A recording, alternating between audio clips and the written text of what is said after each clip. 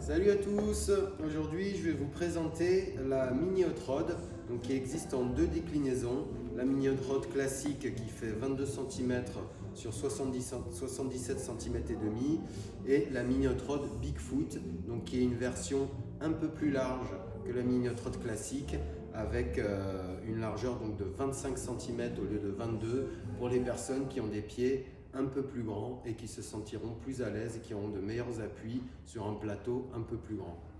Voilà, donc c'est une board Seven Sons qui a donc la construction plus ou moins classique de la majorité des boards Seven Sons, donc à savoir un noyau en bouleau, ensuite une couche de frêne dessus-dessous, de la fibre de verre triaxiale dessus-dessous, des renforts en carbone en dessous pour avoir un peu plus de nerf, un peu plus de solidité et la finition en bambou dessus-dessous avec un petit vernis polyuréthane brillant pour la finition, le tout collé à la résine époxy.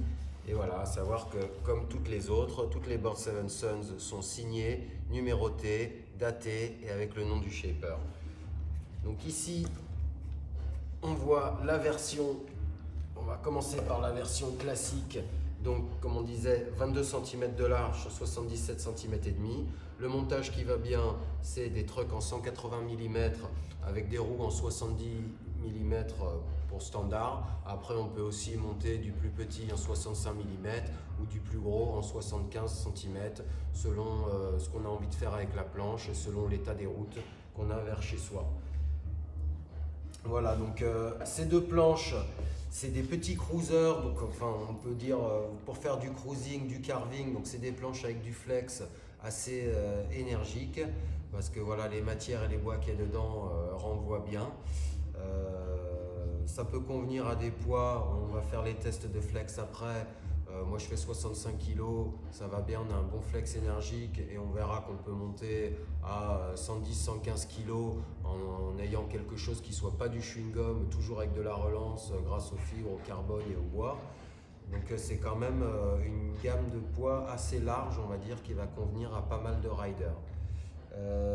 À noter aussi un petit élément intéressant sur ces boards, donc qui sont montés en drop through, donc avec l'embase du truck monté par au-dessus. Donc ce qui est intéressant sur ce modèle, c'est que le drop est ouvert devant et le truck dépasse de la planche, ce qui permet de protéger la planche en cas de choc.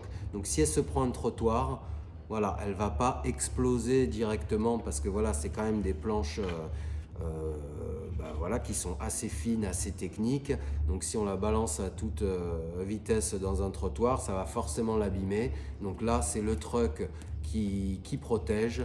Donc le truck, voilà, il est bien costaud. J'en ai jamais encore cassé un. J'ai jamais encore cassé une embase. Donc ça va pas mal. Donc ces petites planches, elles vont être assez nerveuses vu qu'elles ont un empattement assez court. Ce qui est quand même pas mal quand on veut par exemple rider en ville, qu'on veut se balader avec une board facile à ranger, accrochée sur son sac à dos. Si on sort, voilà, on peut la ranger dans un coin, ça prend pas de place. Donc ça c'est vraiment un élément intéressant. Et c'est des boards qui sont réduites mais qui sont quand même ultra techniques avec des super flex. Donc c'est ça qui est intéressant aussi. Donc on va essayer de faire un petit test de flex pour que vous puissiez vous rendre compte de ce que ça donne en dynamique, on va dire en dynamique à l'arrêt.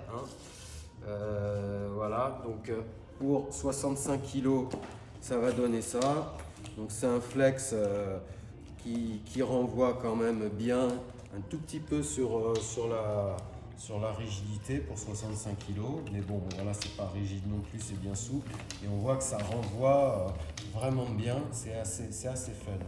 Ensuite, si je prends mon petit seau de peinture de test de 25 kg, hop, ça nous fait monter à 90 kg.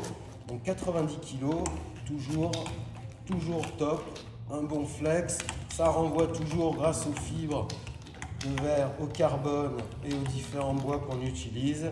C'est vraiment cool, toujours pour ce poids. Et si on pousse le vis, hop, on va prendre un deuxième seau de peinture. Donc là, on se retrouve à 115 kg. On voit que même avec 115 kg, voilà, on n'a quand même pas du chewing-gum.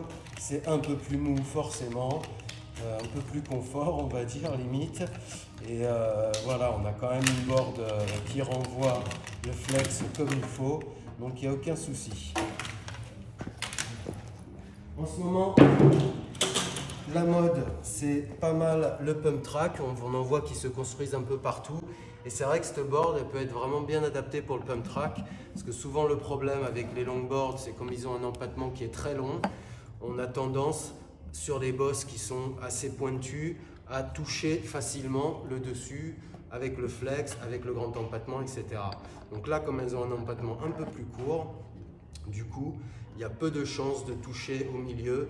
Donc c'est vraiment une board super adaptée et elle va être bien nerveuse pour aller dans les courbes et aller chercher un peu de la vitesse dans le pump track.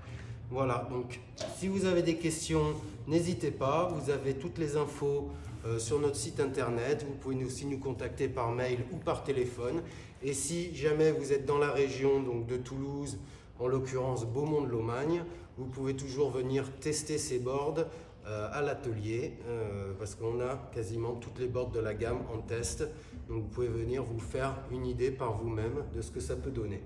Voilà, je pense que j'ai fait le tour. N'hésitez pas si vous avez des questions et je vous dis à la prochaine pour la test d'une nouvelle board Seven Suns. Allez, ride Seven Suns and get the smile, yeah!